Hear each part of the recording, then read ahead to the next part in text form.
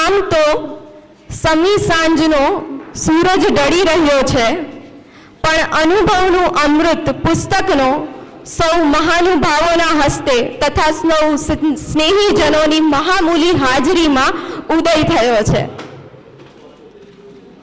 તો હવે આ ક્ષણને વધાવવા સ્વાગત પ્રવચન માટે હું મારા મમ્મી શ્રીમતી હંસાબેન રાઠોડને વિનંતી કરીશ કે તેઓ પધારે અને સર્વેનું અભિવાદન કરે.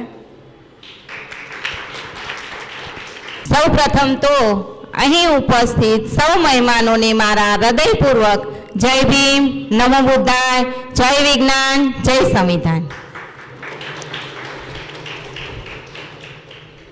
આપ સર્વે મહેમાનો આજના આ અમારા પુસ્તક વિમોચન કાર્યક્રમમાં ઉપસ્થિત રહી તમારો કિંમતી સમય આપવા માટે આપ સર્વે મહેમાનોનું